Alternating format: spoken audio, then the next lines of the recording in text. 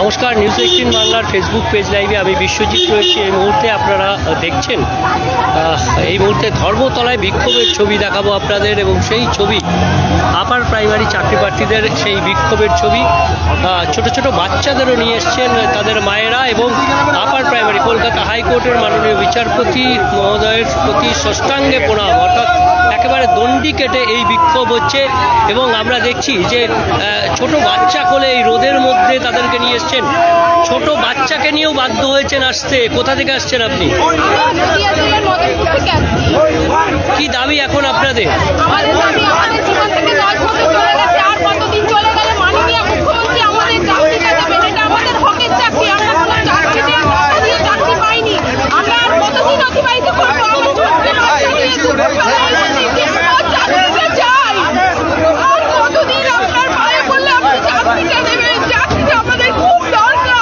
কত বছর বয়স বাচ্চাটা?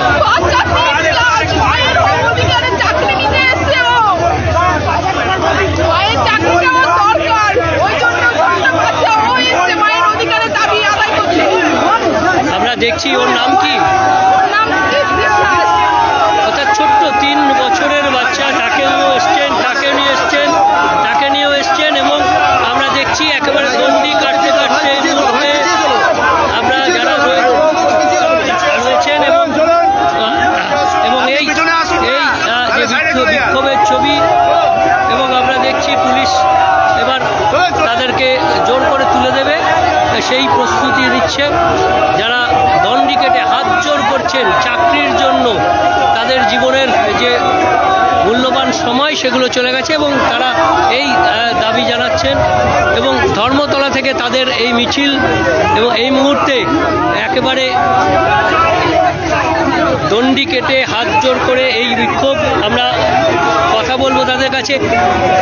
দণ্ডি কেটে বিক্ষোভ একেবারে আমরা দেখছি যে বিচারপতিদের কাছেও আপনারা রিকোয়েস্ট করছেন। কি আপনাদের দাবি? দীর্ঘ 10 বছর আপার প্রাইমারি আমাদের নিয়োগ বন্ধ আছে। একজন কেন্দ্রীয় আমাদের আপার প্রাইমারিতে নিয়োগ পায়নি। সেই জন্য আদালতের অধীনস্থ নিয়োগ আপাতত আটকে আছে। আমরা চাই দ্রুত সেই আইনি জটিলতা থেকে বেরিয়ে আমাদের কাউন্সিলিং এবং যাদের কাউন্সিলিং সম্পন্ন হয়েছে তাদের দ্রুত স্কুলে জয়নিং এবং পরবর্তী কাউন্সিলিং যাতে হয় সেই উদ্দেশ্যে। কাউন্সিলিং হয়ে গেছে, তারপরও লিস্ট বেরিয়েছে। কাউন্সিলিং হয়ে গেছে 3 মাস। আমি 23শে নভেম্বর আমাদের কাউন্সিলিং হয়ে গেছে, কিন্তু তার সত্ত্বেও আমাদের কমিশন নিয়োগ দিচ্ছে না। আর এইদিকে হাইকোর্টের বিচারপতিদের মধ্যে সংঘাতে আমাদের যেদিন রায় দেওয়ার কথা ছিল, 2 হাইকোর্টের বিচারপতির সংঘাতে আমাদের মামলাটা পিছিয়ে গেল।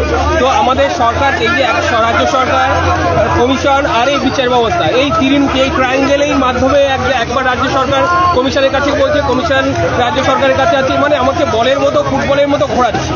যদি রাজ্য সরকার, কমিশন বা বিচারপতি 3 জনের একজন কেউই একটা পদক্ষেপ নিতেন, তাহলে আমাদের কাউন্সিলিং সম্পূর্ণ হওয়ার পরেও আমরা এইভাবে আন্দোলন করতে হতো না। আমরা দেখছি যে আজকে আপনারা সক্রিয় পদক্ষেপ নিচ্ছেন। ষষ্ঠাঙ্গে মানে একদম দণ্ডি কাটা যাকে বলে, সেই দণ্ডি কাটা এই তাৎপর্য।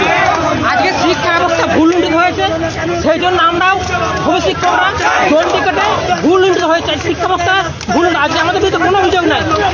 আমাদের অ্যাপ্লিকেশন ওপেন হয়ে আছে, আমাদের সমস্ত কিছু ওপেন হয়ে আছে। এটা বারবার ভেরিফিকেশন করা হয়েছে, আমরা স্বচ্ছ দেখা হয়েছে বারবার, কিন্তু আমাদের বিরুদ্ধে কোনো অভিযোগ প্রমাণ করতে পারেনি। আমরা স্বচ্ছ, আর কতদিন স্বচ্ছ করে স্কুলে যেতে পারবো না আমরা। একদমই।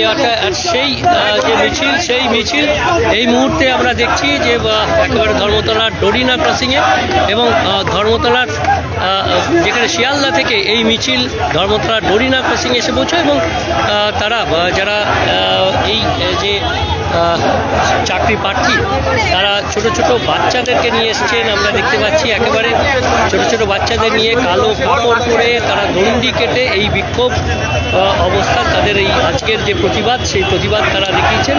এবং সেই প্রতিবাদ দেখানোর পর ধর্মতলার ডরিনা ক্রসিং এসে তাদের মিছিল প্রতিবাদ আজকের মতো এখানেই শেষ করবে তারা আন্দোলন।